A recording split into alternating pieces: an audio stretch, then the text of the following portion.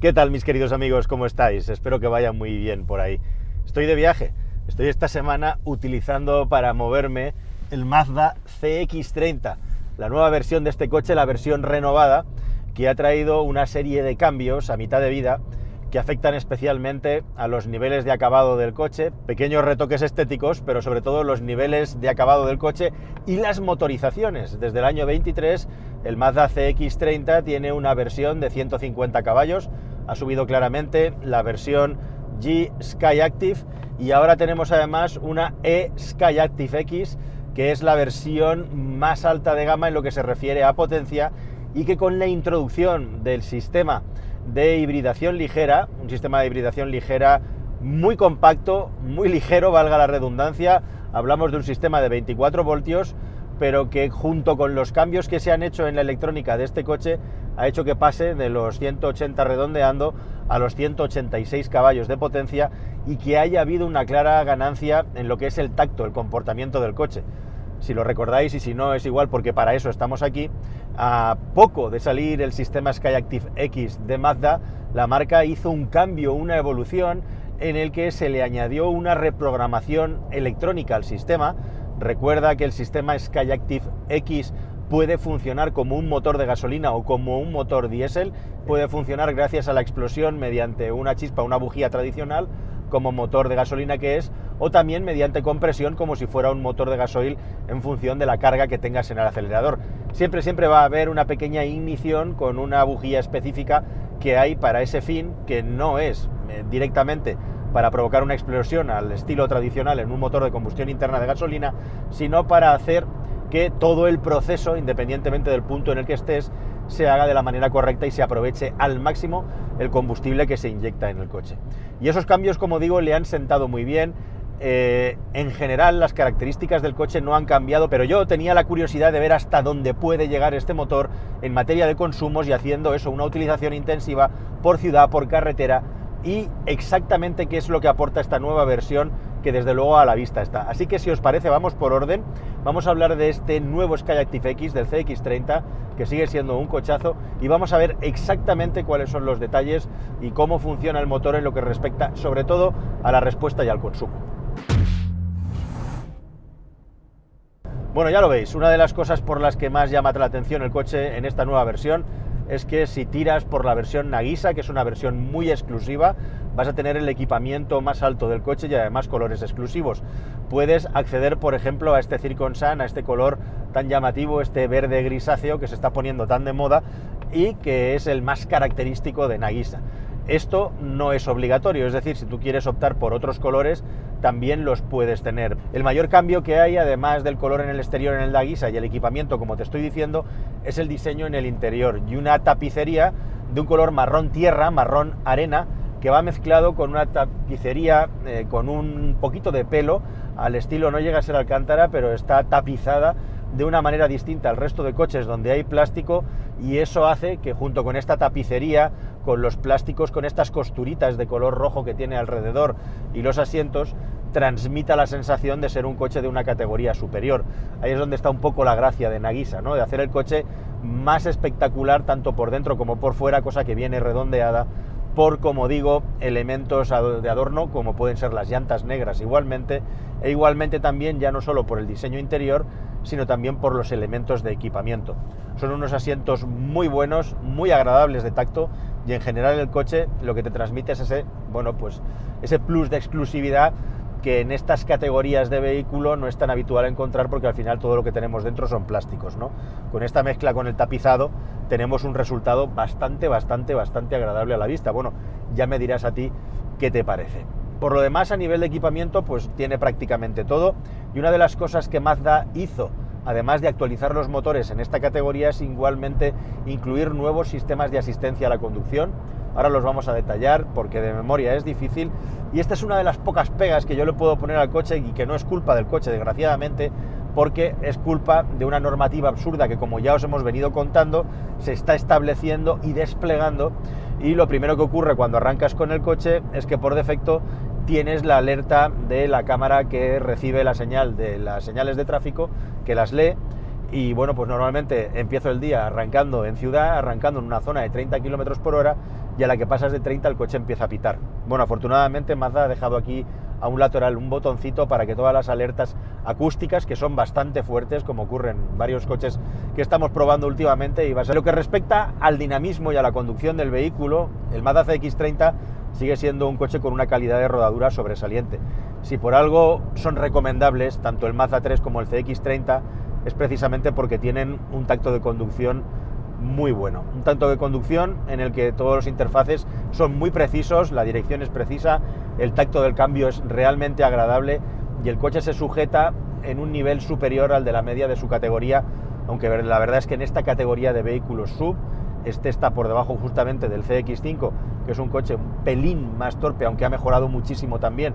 y tiene un pelín menos de, podríamos decir, tacto deportivo que el CX-30, pero están muy a la par. Pero el CX-30, de toda la gama de subs de la marca, está claro que es el más ágil, por poco, pero es el más ágil, y es una de las grandes bazas, uno de los grandes diferenciales que puede tener este coche para todos aquellos que se estén planteando comprarlo. Además, toda esta finura y toda esta suavidad está muy vinculada al funcionamiento de los mandos, a cómo está el coche concebido desde el punto de vista de la ingeniería, para que no entren vibraciones ni ruidos parásitos en el interior, e igualmente también para que el tacto de los mandos sea de primera. Con, por cierto, una particularidad como es este volante. Nos estamos acostumbrando a volantes achatados, a volantes cada vez más empequeñecidos. Bueno, pues el Mazda tiene un pedazo de volante aquí, como puedes ver, que cada vez es más difícil de encontrar en los coches que probamos, completamente redondo, y que permite tener una visibilidad perfecta en dirección a la instrumentación. Instrumentación, por cierto, que sigue mezclando lo analógico con lo digital. Mazda, ya sabéis que es muy conservadora en este sentido, probablemente para bien, en el sentido de que en la pantalla mezcla una instrumentación digital en el centro con el velocímetro y los indicadores de alrededor, y grandísimos, generosos indicadores para la temperatura del motor, para el depósito de combustible e igualmente también para el cuentavueltas, que son muy fáciles de leer y que contrastan con un tamaño de ordenador a bordo más bien pequeño, pero perfectamente legible, al igual que el velocímetro, que sigue teniendo en esta versión esa parcela tan interesante, tan inteligente, de que te va marcando la velocidad en cada momento dentro del velocímetro a la que está la vía establecida, y si te pasas, todo lo que te pasas te lo marca en rojo para que tú puedas llevar la aguja justamente al punto en el que no estás excediendo la velocidad legal. Bueno, si todas estas cosas ya son interesantes y agradables y están por encima de la media, el asunto del motor es el que trae más cola, ¿verdad? Cuando Mazda lanzó el Skyactiv X nos quedamos todos boquiabiertos con lo que había conseguido, un motor de gasolina que puede funcionar como un motor diésel. Toda la ciencia, toda la gracia de todo esto es que a bajas cargas el motor pueda funcionar con mezclas ultra pobres para reducir el consumo. Y realmente lo consigue. Lo consigue siempre y cuando hagas una conducción relajada y pausada. No en vano estamos hablando de un coche de casi 190 caballos de potencia, y si eres capaz de sacárselos, el coche se va a mover a muy buen ritmo y a buena velocidad, con ciertas particularidades. Déjame que te lo cuente. Este es un motor que tiene una respuesta muy lineal, pero sí que hay una diferencia con el Skyactiv X a seca respecto al que lleva la E delante, y es que este es un poquito más vivo. Especial y específicamente por encima de las 3000 vueltas, el nivel de viveza del motor y el par está disponible un poquito antes y en mayor cantidad, y eso hace que ya no sea un motor tan perezoso como era anteriormente, que es una de las pocas cosas que podíamos achacar al Skyactiv X. En efecto, aquí surge una de las grandes preguntas que nos tenemos que hacer a la hora de comprar este coche: si manual o si automático.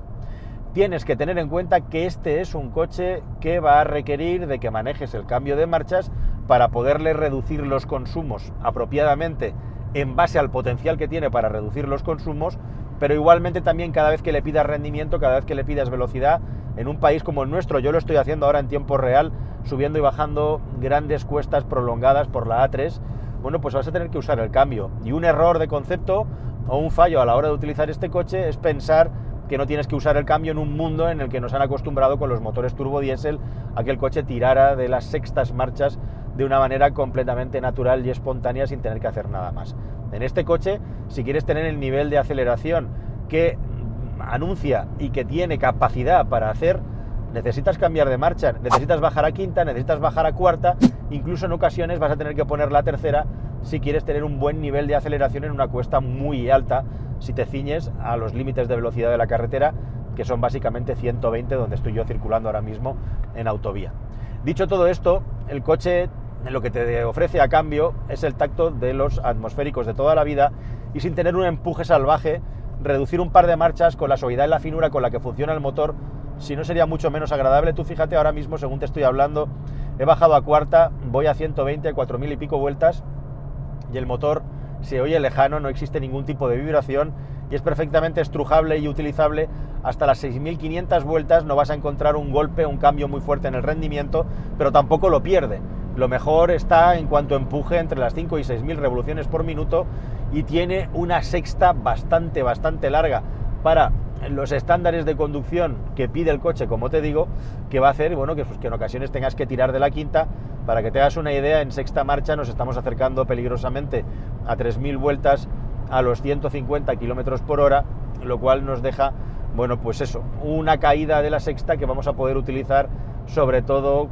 circulando de una manera relajada, cuesta abajo o en llano. Si existen las pendientes y queremos mantener la velocidad, es probable que el coche nos invite a subir una marcha. Dicho todo esto, y repasadas todas estas particularidades, como decía, la gran duda es si este tipo de cambio casa con un cambio manual. Aquí hay un pro y un contra. En contra, que precisamente por eso, si quieres tener el control de toda la potencia, tener un cambio manual viene muy bien, porque lo vas a tener que usar más de lo que es habitual en otros coches, algo que es completamente habitual en un vehículo de tipo atmosférico. Este coche tiene un pequeño compresor, como supongo ya sabes, pero es un compresor que no está pensado para suplir un turbo, sino para poder hacer funcionar el vehículo en esa mezcla lo más pobre posible. Y por otro lado, pues ese mismo argumento sirve también para ir a favor del cambio automático. Es decir, si el coche durante una conducción por carretera va a tener que hacer determinados cambios que van a ser habituales, ¿por qué no dejárselo fiado a un cambio automático? Bueno, creo que los dos planteamientos de partida son correctos y dependerá del nivel de interés y atención que quieras tener en la conducción. Personalmente, si le preguntas a Juan Francisco Calero, que no tiene por qué ser el estándar medio de los conductores, yo me quedo con el cambio manual, que es delicioso. Para personas que quieran conducir de manera despreocupada y que el cambio tenga que hacer lo que tenga que hacer, que lo va a hacer y lo hace bien, es un cambio de convertidor de par con un funcionamiento correcto, pues cómpreselo usted automático. Eso sí, evidentemente, por la tecnología del cambio, el consumo, que es otro de los puntos fuertes que puede tener este motor, va a ser un poco más alto, teniendo eso, la opción del cambio de convertidor de par. Dicho todo esto, ¿cómo vamos de consumos? Bueno, pues si ya el anterior motor era un motor con el que se podían conseguir unos consumos muy interesantes, yendo sobre todo a velocidades suaves, con este parece menos sensible a los cambios de velocidad y ese extra de par y de potencia le ha sentado muy bien, porque en un uso normal podemos movernos tranquilamente en consumos de entre los 6, 6,5 sin ningún tipo de problema. Si hacemos un consumo de carretera exterior, vamos a poder bajar de los 6 litros perfectamente.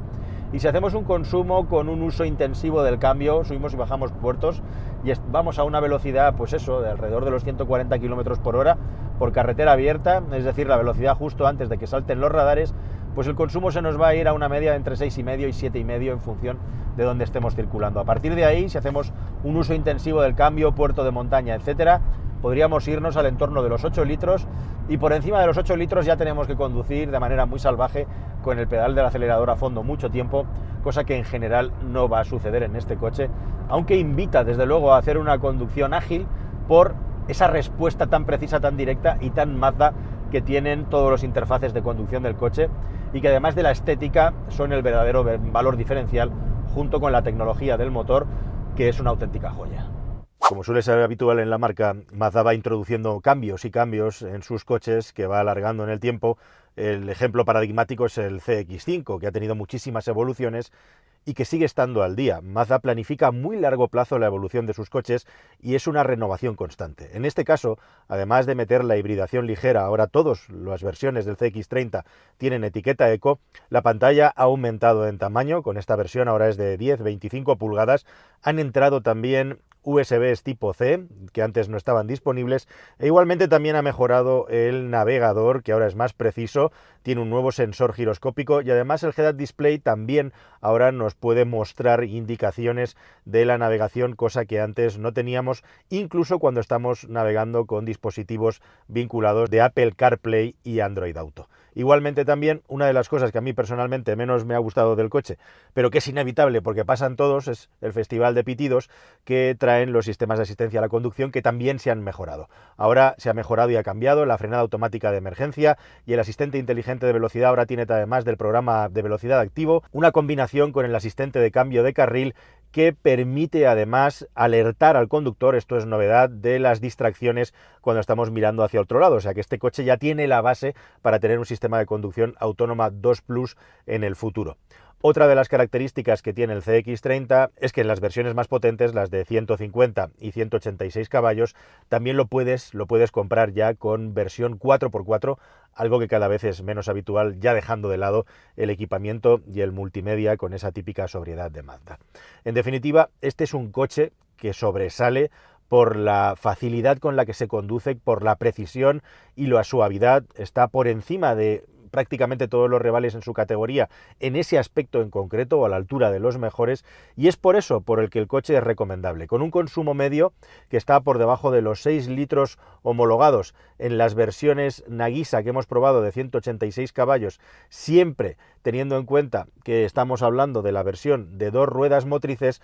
La respuesta a la pregunta que planteamos sobre si merece la pena el motor Skyactiv, para mi gusto, sin duda sí, siempre y cuando seas un conductor que sea atento al cambio de marchas y que guste de conducir el vehículo y de llevarlo a su antojo. Por cierto, la versión automática, si te quieres olvidar de todo esto y que sea el coche el que se encargue de hacer todas esas operaciones, vale 2.300 euros más, algo a tener en cuenta en caso de que quieras optar a esa versión. En el caso, efectivamente, de que optes a la versión de 186 caballos, pero con el cambio automático, tienes que tener en cuenta también que ese consumo va a subir en términos de homologación 4 décimas, de los 5,7 litros que tiene de WLTP a los 6,1 que gasta con cambio automático de convertidor de par. Y nada más, queridos amigos, espero que todo este intenso repaso al CX30 os haya parecido interesante. A mí es sin duda un coche y una marca en general que me convence por la precisión y la suavidad y lo conductor céntrico que es en general el concepto del coche a nivel de ingeniería, algo que cada vez se encuentra menos en la industria, y de hecho me encuentro ahora mismo probando otros coches en los que voy buscando la ruleta, el mando giratorio para manejar la pantalla táctil, cosa que ya de una manera inconsciente mi cuerpo se acostumbra a hacer y que resulta ser al final lo más natural, más que ir por ahí apuntando el dedo a la pantalla. En definitiva, una marca que tiene otra forma de hacer las cosas, que te puede gustar más o menos, pero que sin duda, si una palabra se le puede aplicar, es coherencia. Nada más, querida familia, no me enrollo más. Espero que la prueba os haya parecido interesante, como decía, y nos vemos en un próximo vídeo que espero que sea más y mejor. Hasta el siguiente, muchísimas gracias, adiós.